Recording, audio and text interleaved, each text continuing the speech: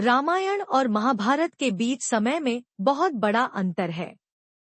अगर शोध और खगोलीय गणनाओं की बात करें तो ये फासला करीब 2000 सालों का था। इतने लंबे समय के बाद भी कुछ दिग्गजों को दोनों में मौजूद बताया जाता है। यानी ये लोग रामायण के दौर में भी थे और तब भी जब महाभारत काल चल रहा था। ये एक दो लोग नहीं बल्कि कई लोग थे। उसमें वीर थे और सन्यासी भी। रामायण का काल त्रेतायुग में माना जाता है।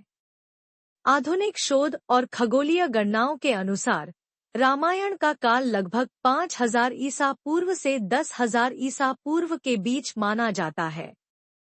कुछ शोधकर्ताओं ने रामायण में वर्णित खगोलीय घटनाओं जैसे ग्रहण और ग्रह स्थितियां के आधार पर यह समय 5114 ईसा पूर्व के आसपास बताया है। महाभारत का काल द्वापर युग में माना जाता है, जो त्रेतायुग के बाद और कलयुग से पहले आता है।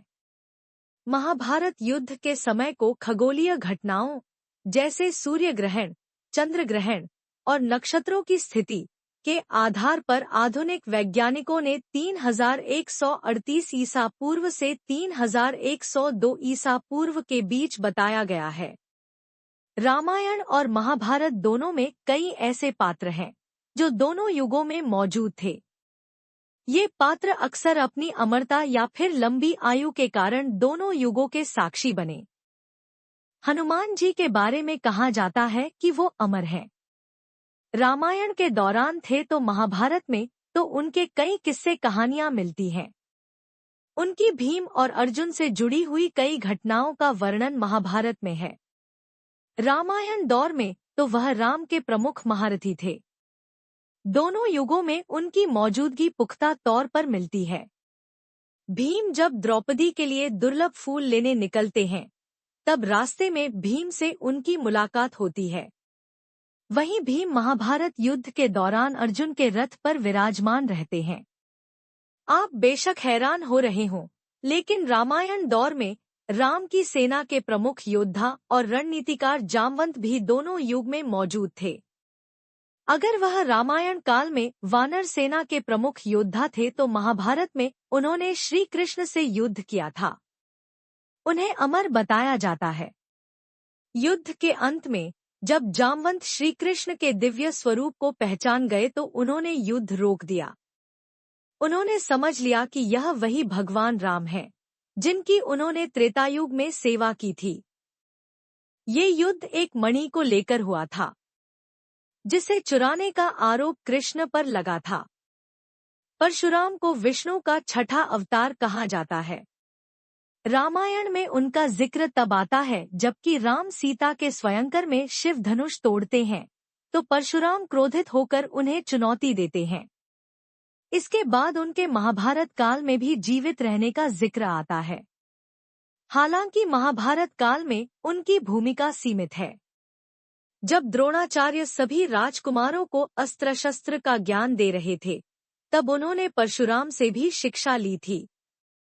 परशुराम ने द्रोणाचार्य को अपना सभी ज्ञान दान कर दिया था।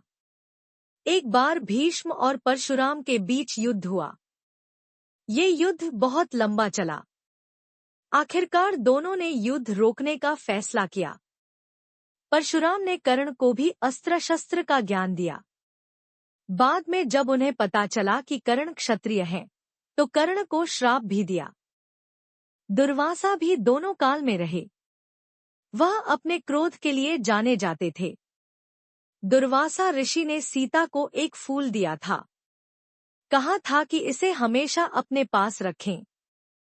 जब सीता ने अचानक फूल को तोड़ दिया तो दुर्वासा ऋषि बहुत क्रोधित हुए। उन्होंने श्राप दिया कि सीता को वनवास जाना पड़ेगा।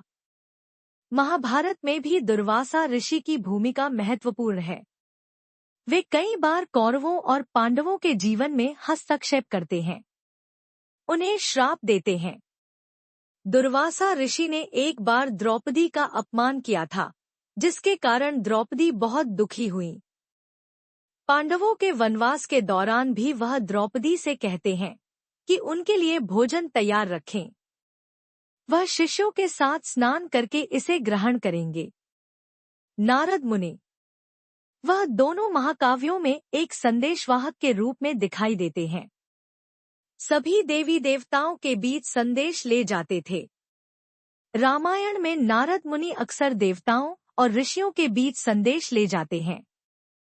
वे राम और सीता को उनके विवाह के बारे में सूचित करते हैं। रावण के अत्याचारों के बारे में भी देवताओं को बताते हैं। महाभारत में भी नारद मुनि संदेशवाहक की भूमिका निभाते हैं। वे कौरवों और पांडवों के बीच संदेश ले जाते हैं। युद्ध के बारे में सूचना देते हैं। विभीषण। रामायण में वह रावण के छोटे भाई थे लेकिन राम के भक्त थे। वह महाभारत काल में भी जीवित थे। उन्होंने राम को रावण को पराजित करने में मदद की, फिर लंका के राजा बने। उन्हें अमरत्व का वरदान प्राप्त था।